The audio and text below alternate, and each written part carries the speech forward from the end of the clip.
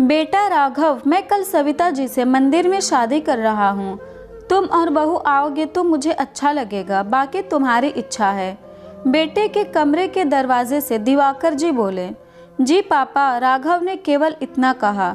दिमाग खराब हो गया है इनका, ये कोई उम्र है शादी करने की? लोग क्या कहेंगे? अपने साथ साथ हमारे भी नाक कटवाएंगे। अंदर से बहू दीप्ति झुझलाकर बोली। फिक्र मत करो बहू, जब तुम ससुर को नौकर समझती थी तब तो कोई कुछ नहीं बोला। जब तुम ससुर की रोटियां गिनती थी तब तो कोई कुछ नहीं बोला, तो अब लोग क्या कहेंगे? दिवाकर जी बहू की बात सुन बोले और वहां से चले गए। आगे की कहानी पढ़ने से पहले आपको थोड़ी पहले की कहानी जाननी होगी। दिवाकर जी, जिनका इकलौता बेटा राघव एक खुशहाल परिवार था। दिवाकर जी की पत्नी सुलोचना एक अच्छी पत्नी होने के साथ साथ अच्छी माँ भी थी, पर शायद दिवाकर जी और सुलोचना जी का साथ ज़्यादा नहीं था।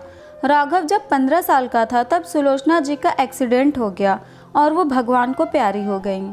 दिवाकर जी ने राघव को माँ बाप दोनों का प्यार दिया, पढ़ाया लिखा, पैरों पर खड़ा किया और उसकी शादी कर दी। कुछ समय बाद दिवाकर जी रिटायर हो गए। उन्होंने सोचा अब बाकी की ज़िंदगी दोस्तों के साथ गप्पे मारते और पोते पोती को खिलाते गुजर जाएगी, पर ऐसा ना हुआ।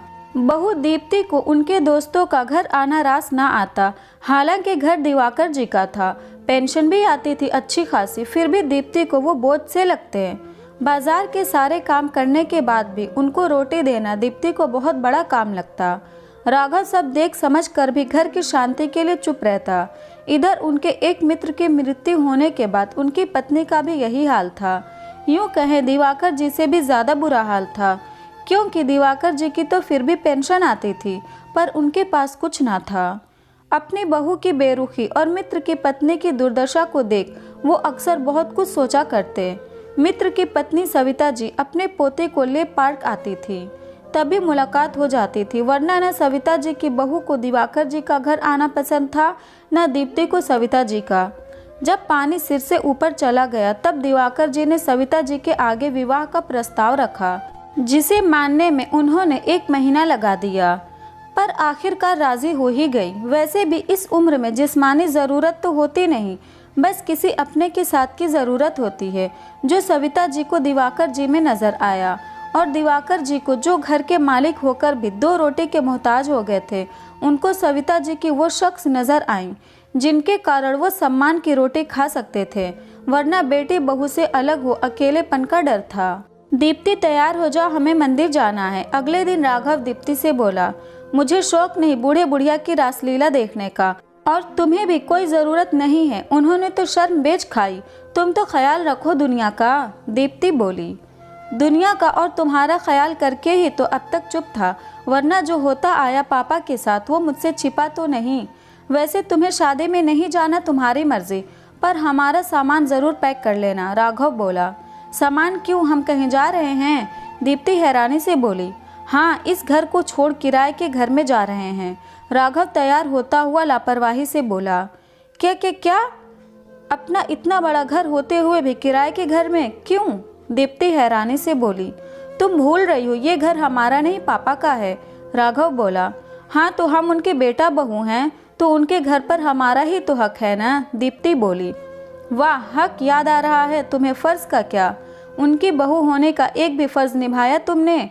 और तुमने ही क्यों? मैंने भी सब जानते बूझते भी चुप रहा, तुम्हारा साथ दिया, तो अब हमारा कोई हक नहीं इस घर पर। ये घर पापा का है और अब उनको बिना गिने रोटी देने वाली आ रही है, तो हमें यहाँ से चले जाना चाहिए।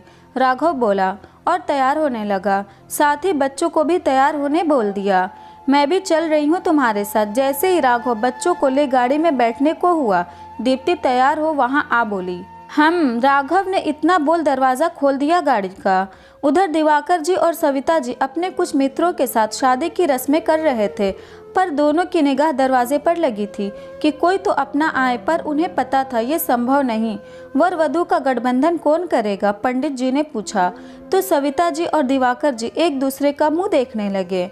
हम करेंगे। तभी 2 आवाज़ एक साथ गूंजी, अरे बच्चों तुम! दिवाकर जी दरवाजे पर अपने पोता पोते को देख आश्चर्य मिश्रित खुशी से बोले, हाँ दादू, हम करेंगे आपका और दादी का गठबंधन। दोनों बच्चे बोले और आगे बढ़ गठबंधन करने लगे।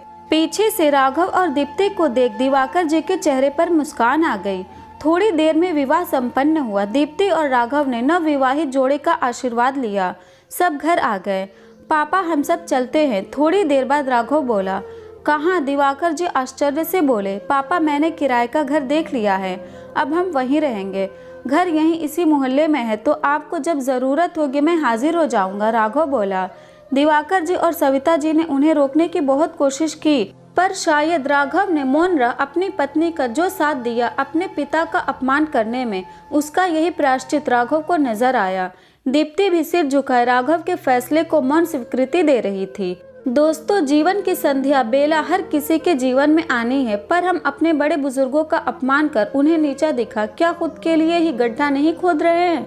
यहाँ दिवाकर जी ने वक्त रहते ही फैसला ले लिया, पर कितने बुजुर्ग तो सारी जिंदगी चैन की 2 रोटी को तरसते हुए दुनिया से रुखसत हो जाते हैं।